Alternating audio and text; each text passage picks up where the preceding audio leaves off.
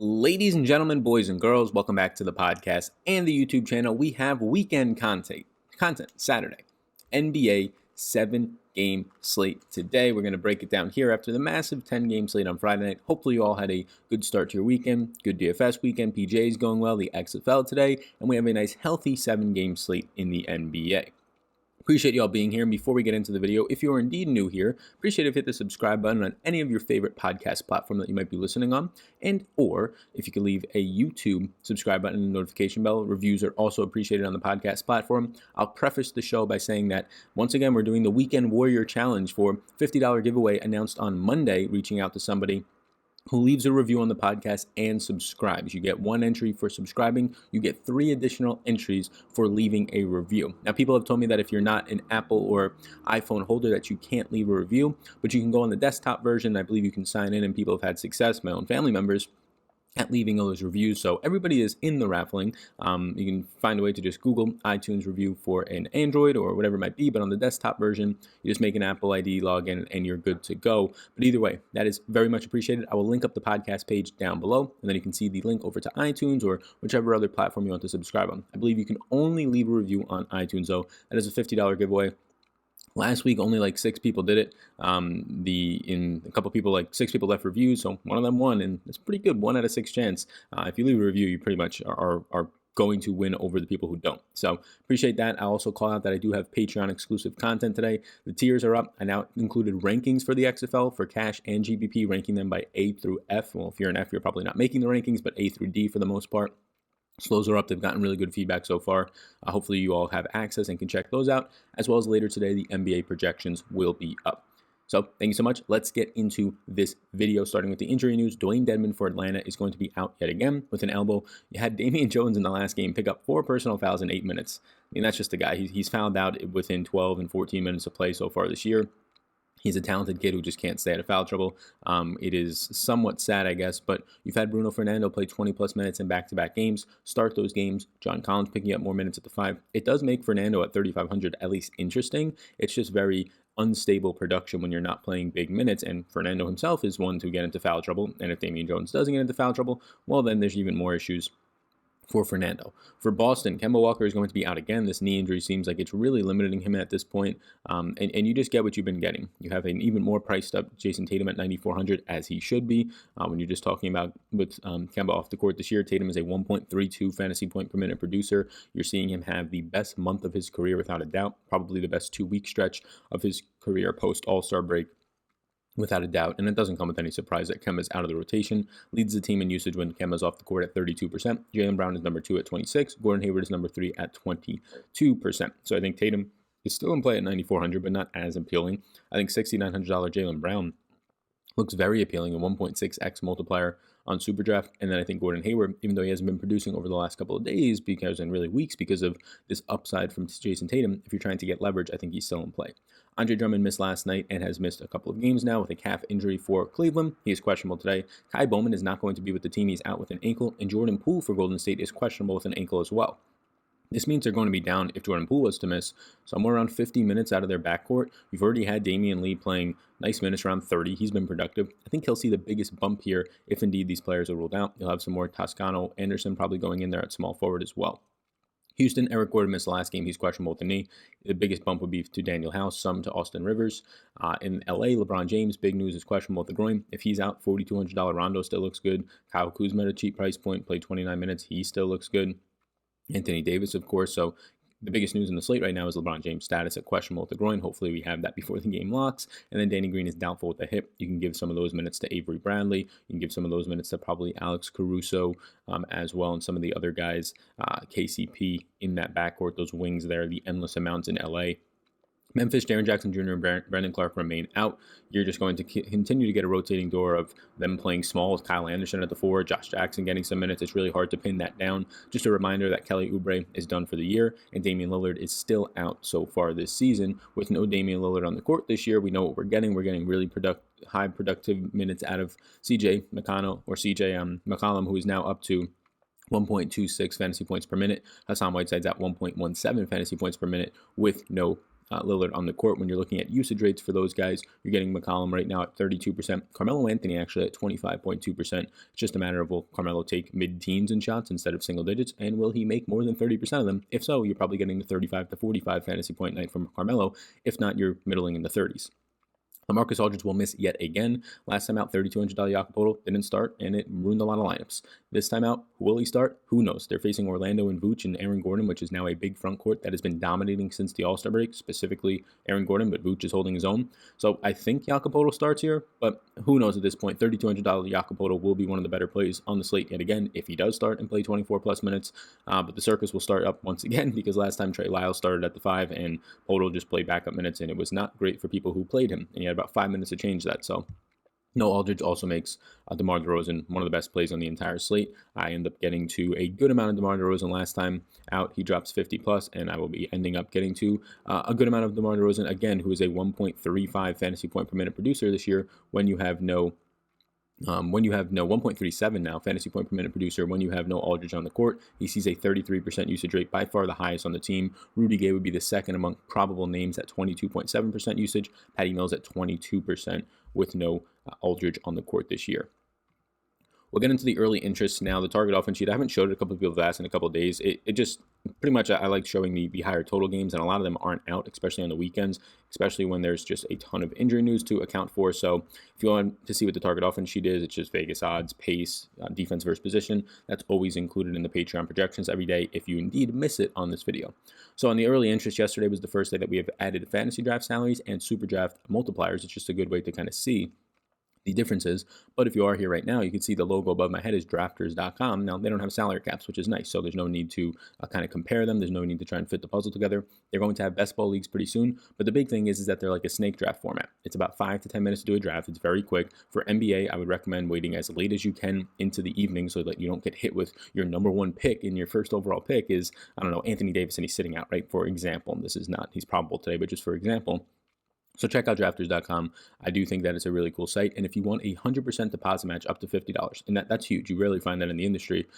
You can use the promo code SAL100, SAL100. It gets you that deposit match. It gets you that deposit bonus. All it is SAL100. You want to try it out for $10. You get 10 back right for free. You can play, I believe, in their $11 big contest that they have each night. All you're doing is drafting players. If you have my projections, you're set up better than probably 80% of the people on Drafters. Just using the Drafters site projections, I have found that mine are a lot better over there. But check out drafters.com. You could also check out a link up right now, the Patreon projections for Drafters, which will go nice hand in hand for that, and Superdraft, and obviously the salary cap sites as well. But just more competition on these DraftKings and Fantasy Drafts and FanDuel, as you know. So starting with the just interest right now, I have 22 players listed. We'll go through them relatively quickly, but up top, Harden and Westbrook, I think they're both in play. If you could afford Harden, I prefer Harden at this point, especially when their price points are getting similar. Matchup against Boston with no Kemba is actually more difficult, with Marcus Smart going to play mid-30s in minutes, played 37 the last time out. But Harden is still obviously completely fine. It's a situation for me where these guys, if they're going to be similarly priced, it's always going to be a spot where I go to Harden. You have Westbrook being probably the more consistent guy to just drop you 45 to 55 a night. You have Harden being the guy who has the higher consistency and ceiling in 60 to 70 point range.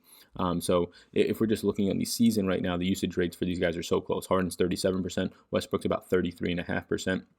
If you're looking at fantasy points, those where it separates, Harden at 1.65, Westbrook at 1.46. They both play somewhere around, at this point, 36 on a low end, 37 to 38 on average minutes a night. So trying to depict between the two of them is, I guess, a little bit difficult. If I just try and look at this, though, over the last 2 weeks, you're seeing a total flip here of where, or over the last 6 weeks, right before the All-Star break, it's now Westbrook as a 1.64 fantasy point per minute producer, Harden at 1.52. You're seeing teams trap Harden more. You're seeing Westbrook with a 3.6% higher usage rate. So on the season, it's clearly Harden. Over the last 6 weeks, it's starting to tilt to the point where it's pretty much becoming a toss-up.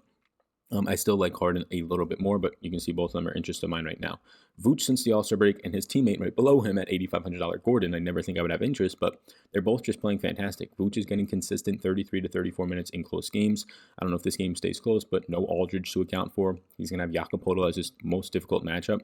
And now you have Aaron Gordon below him at $8,500, who if I just read off some of the totals of Aaron Gordon since the All-Star break, since he got robbed at the dunk contest by Dwayne Wade, he's been unreal. And the big part is minutes. I mean, his minutes since the All-Star break have been 35, 41, 41, and 41. In those performances, 42 fantasy points, 53, 57, and 56. He's had 3 straight games of 53.5 or more fantasy points. He's played 41 minutes in all of those games. Now, his matchups have been relatively easy. Brooklyn, Atlanta, Minnesota.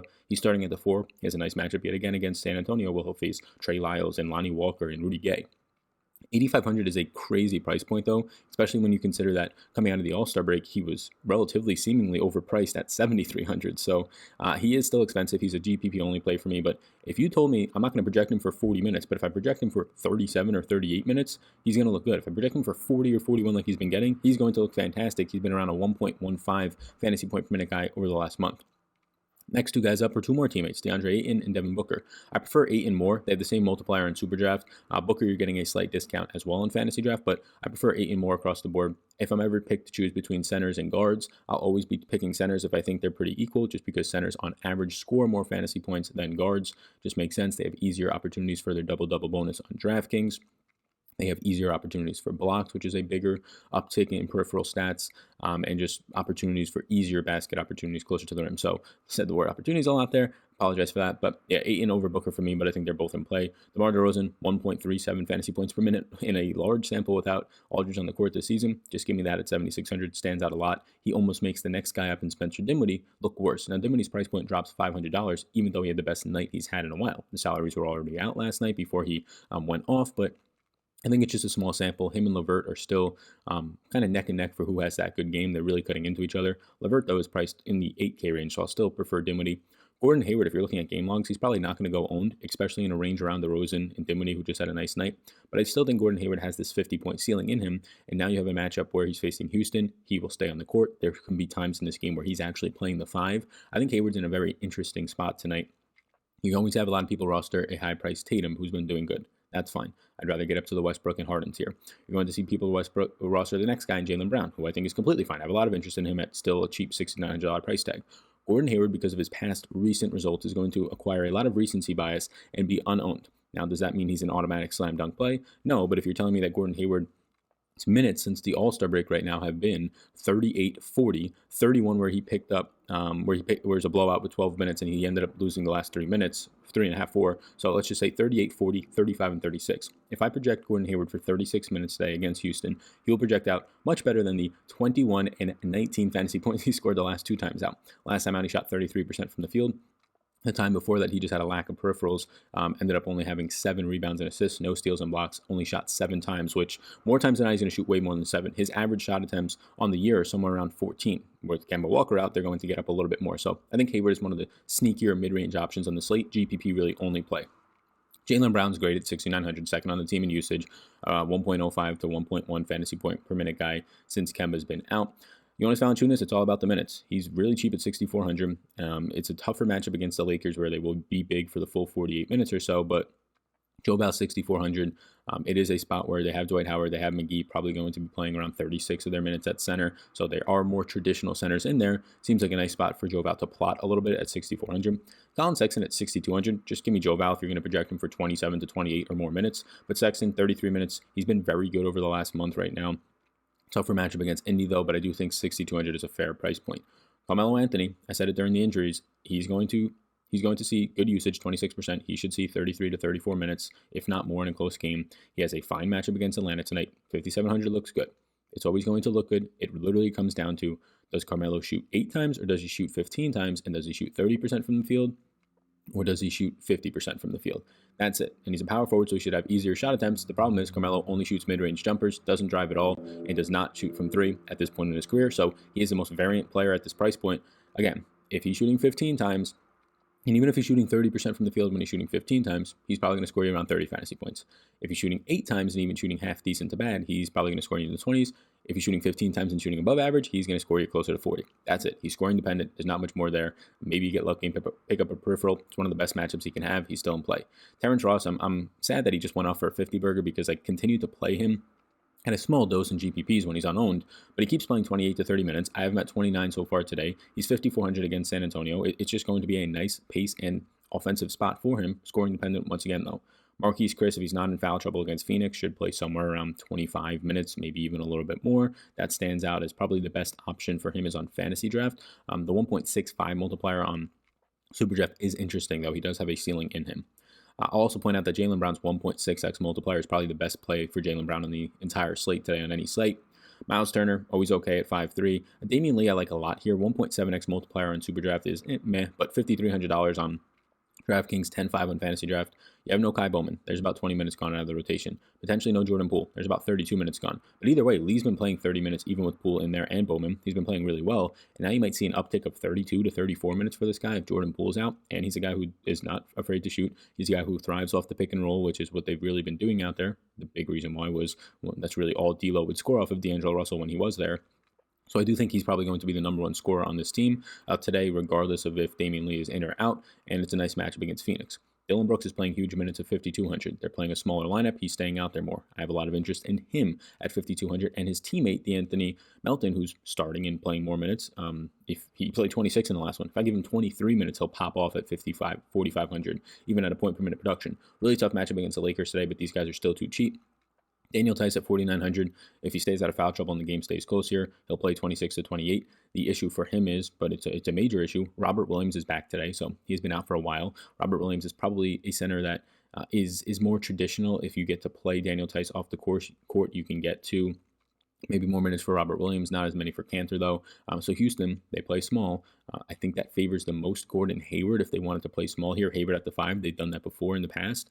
I think it hurts Tice the most, but he's still cheap enough to take some shots in GPP. And then the San Antonio guys to end the show here. Rudy Gay, 3,300, should play 20 minutes or so at the 4. Jakob Poeltl, 3,200. Do I have 100% confidence in him starting? No. Do I think it's 50-50? Honestly, I would lean that it's a little bit higher against a bigger Orlando team. Starting Trey Lyles and Lonnie Walker against Orlando is a death sentence. If that's the case, if it's Trey Lyles and Lonnie Walker starting, then go ahead and have a lot more interest in Nikola Vucevic and Aaron Gordon. So I think you might get a Lonnie Walker, or you might get a Trey Lyles at the 4 / Rudy Gay at the 4 and Jakob Poeltl at the 5. I think I'm going to project it that way and give Jakob Poeltl 28 minutes, and he'll pop off as a really solid option. Tough matchup, of course, but 28 minutes for a guy who should average around a fantasy point per minute at 3,200 for a center. Hard to ignore. Will he start? We'll find out at probably around 8:20 like we did last time, but this game starts at 8:30. That's the sad part. The slate actually locks at 7:30 though, so you're going to have about 4 games kick off before this one starts. That's what makes it a little bit interesting, a little bit risky, but with that being said, thank you for tuning in. If you want to enter the $50 raffle for the podcast giveaway, just head down below to my podcast page. Once you're there, you'll see the little logos for each of these sites. If you're on mobile and you're on an Android, you won't be able to leave a review on iTunes, but if you go on a desktop version, you will. Once you're on the iTunes platform in the store, just scroll down a little bit, and then you'll have the option to leave a review once you get to the Sal Vetri show. So appreciate you tuning in. You can check out drafters.com. I really urge you to just sign up, put in $10, see what you like about it. Use the promo code SAL100 to get a $10 back, a little bonus side on there. Some of the other sites we talked about on the show, we compare Fantasy Draft, we compare Super Draft. I'll link those up down below if you want to check out Fantasy Draft's lobby. If you want to check out Super Draft, you also get a $10 bonus if you use the link that I provide below. So you can check that out. The promo code for Super Draft is SAL, S-A-L, one word. Thanks for tuning in, everybody. Have a great start to your weekend. Best of luck on this slate. Hopefully your PGA and XFL also go well. See you, gang. Thanks for tuning in, and I hope you enjoyed that video. Above my head, if you're not already subscribed to this channel, I do ask you if you can please hit that subscribe button. Helps me out a good amount to reach more people. You can also follow me on Twitter. That's over there. Right in the corner is my @SalVetriDFS Twitter. And then above, you'll find my Patreon link. You can click on that if you want more exclusive content for me. Or a video is going to pop up, so why don't you check that one out as well. I think it's going to be beneficial for you. Thank you so much again for tuning in, and I hope you have a fantastic rest of your day.